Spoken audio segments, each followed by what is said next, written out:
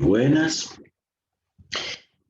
Con esta entrega finalizamos este grupo de 3 videos que nos introducen, se trata de eso, en la experiencia pascual de la primera comunidad según nos la relatan los evangelios, ateniéndonos a los datos de los evangelios.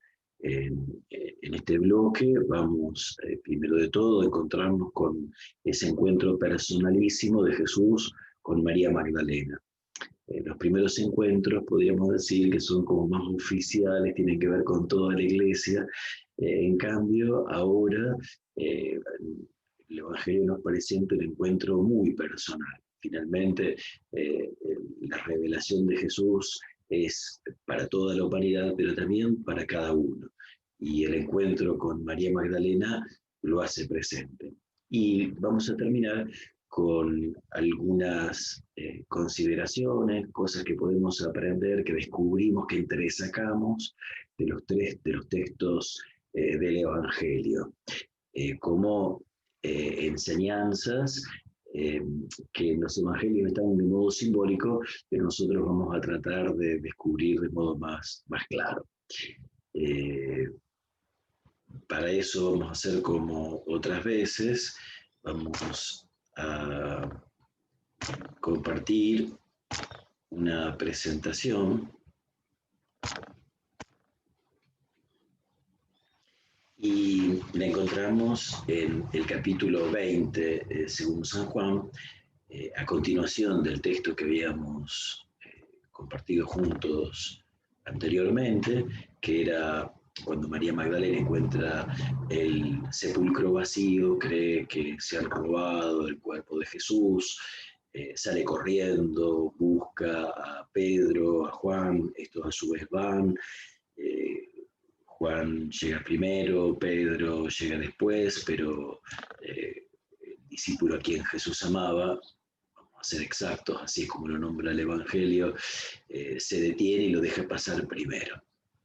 Bien, después de este suceso nos encontramos con que María Magdalena queda afuera del sepulcro, no presencia lo que ocurre con Juan, con el discípulo a quien Jesús amaba, y con Pedro. Y mientras lloraba, se asomó al sepulcro. Y ahora se encuentra con que en el sepulcro hay 2 ángeles vestidos de blanco, sentados uno a la cabecera y el otro a los pies del lugar donde había sido puesto el cuerpo de Jesús. Recordemos que estos ángeles representan el anuncio de parte de Dios del misterio de la resurrección, de Cristo resucitado. Nuevamente, María Magdalena, no se encuentra con Jesús resucitado directamente. Lo primero que experimenta María Magdalena es el anuncio. Y se produce un diálogo entre estos ángeles y María, mujer, ¿por qué lloras? Ella responde, se han llevado a mi Señor, no sé a dónde lo han puesto. Ella da por descontado que su interpretación es la correcta, le faltan elementos, pero no importa, su interpretación es la correcta, no puede sospechar que hay un plan de Dios que está llevando las cosas de un modo completamente distinto. Al decir esto se da vuelta y vio a Jesús que estaba allí, pero no lo reconoció. Después vamos a ver que este estar allí de Jesús es característico de los evangelios de la resurrección. Él está ahí y los suyos no logran percibir que está. Mujer, ¿por qué lloras? Se repiten las palabras de los ángeles ahora en boca de Jesús. Ella piensa, lo confunde con el cuidador de la huerta, hasta que no se da el encuentro con Jesús resucitado, la presencia de Jesús resucitado no logra ser discernida por los discípulos, aún conociéndolo. Aquí nos encontramos con que el acento de la identidad de Jesús no está en su aspecto físico. Eso también es una constante de todos los evangelios, que los discípulos de Maús también en Lucas, capítulo 24, caminan largo tiempo con él y no lo reconocen. Señor, si eres tú y te lo has llevado, dime dónde, iré a buscarlo. Jesús le dice, María, la llama por nombre. Él la reconoce. Y en este hecho de ser reconocida, es ella la que a su vez puede reconocerlo a él y llamarlo maestro, llamarlo raboní. Y así se verifica lo que el mismo Evangelio de Juan nos enseña en el capítulo 10, que sus ovejas conocen su voz y saben discernir que Él es el buen pastor. Y el buen pastor conoce a sus ovejas por nombre. Ahora, María, podemos deducir por la orden que le da Jesús, trata de retenerlo, quizás se tira a sus pies, quizás lo aferra o intenta aferrarlo con esa intención de continuar con la experiencia de que es esto que es tan sublime, tan estupendo, tan hermoso, no se termine nunca, pero Jesús le muestra que esta experiencia de encuentro con Él tiene una finalidad y ella no puede quedarse saboreando la experiencia, sino tiene que ir hacia los hermanos. Subo a mi Padre, al Padre de ustedes, a mi Dios y al Dios de ustedes. En este caso, no como ocurrió con las mujeres que fueron a honrar el cuerpo de Jesús en Marcos, que cuando el ángel les dio instrucciones no lo cumplieron. En este caso, María Magdalena sí cumple con las instrucciones, va a anunciar a los discípulos que había visto al Señor y que le había dicho las palabras que escuchamos. Y ahora vamos a ir concluyendo, recogiendo algunas características de la condición del resucitado, para que no nos dejemos llevar por la imaginación, sino que busquemos al menos algunos elementos que nos ofrecen los mismos evangelios. Ante todo, una cosa frecuente en los evangelios de la resurrección es que Jesús entra estando cerradas las puertas o está presente, como manifestando que Él estuvo siempre ahí y en un momento decide manifestarse a los suyos. O ellos llegan a reconocer que Él está ahí. Algo cambia en ellos, algo, las lagañas de los ojos se caen y pueden encontrarse con esa presencia que siempre estuvo ahí. Es decir, los ojos se activan por la fe. También hay otra dimensión que si bien Jesús ya pertenece definitivamente al mundo de Dios, igualmente hay un acento en la corporeidad de Jesús. Jesús está resucitado, pero su cuerpo es bien concreto. En el Evangelio de Lucas vamos a escuchar esta invitación, orden de Jesús: miren mis manos y mis pies, soy yo mismo, tóquenme y piensen que un espíritu no tiene carne y huesos como yo tengo. Es decir, el resucitado es el mismo que murió. A Jesús resucitado no lo conocemos por la barba, el bigote, el pelo largo, la túnica blanca, como nos gusta hacer siempre que hacemos representaciones de los evangelios en las parroquias. Y hay algunos que parecen inventados para ser Jesús o que cuidan ese look tipo Jesús, pero no es ese el look de Jesús resucitado. La característica de Jesús resucitado es que porta las llagas de la pasión.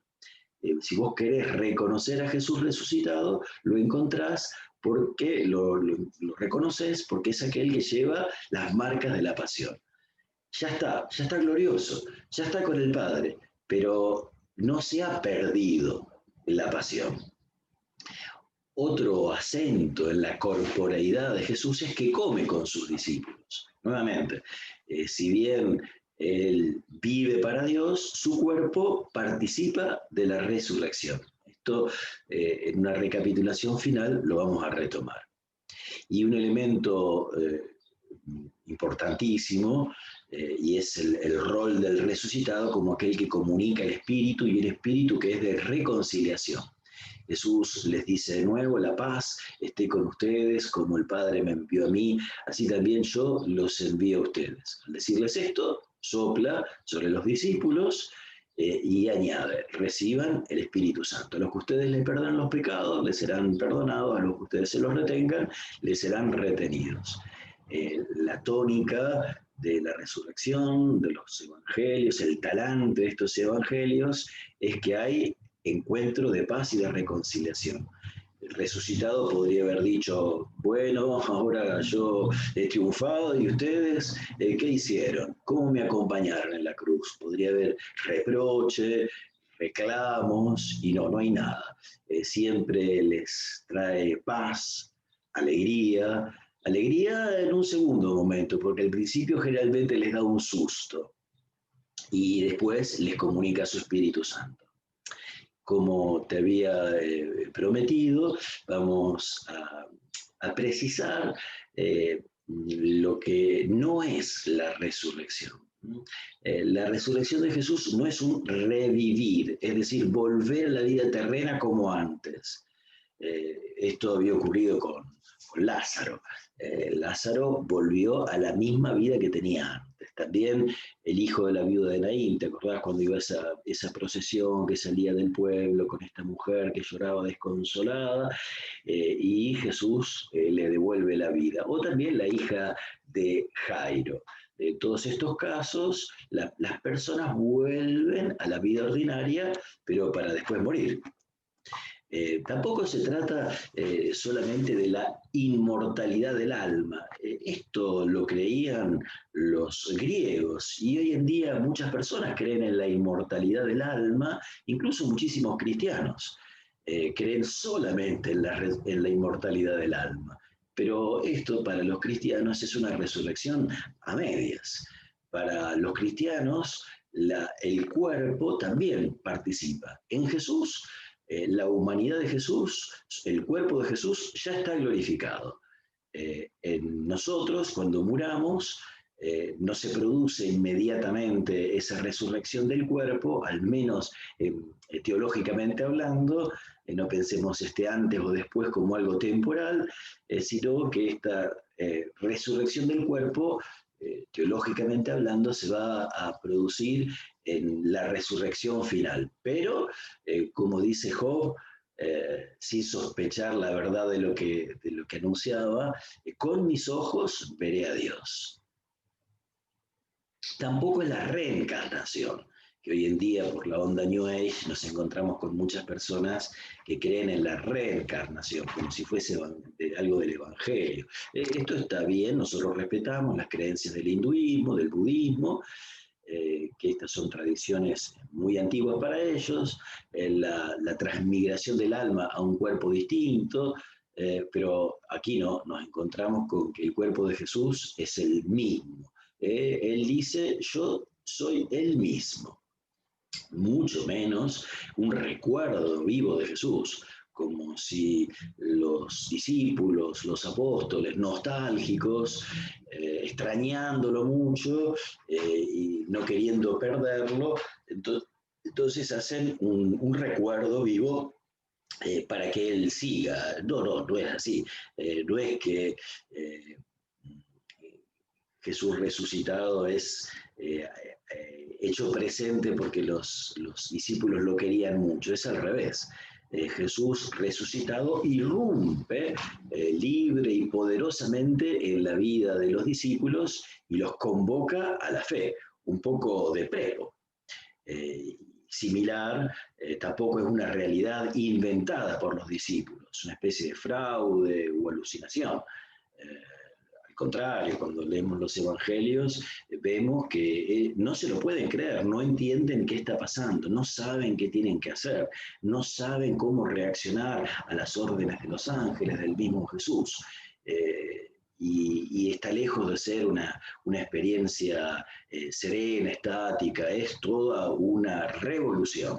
Bueno, no olvidemos tampoco que el lenguaje que usan los los textos del Evangelio es un lenguaje simbólico, pero para revelarnos algo totalmente concreto.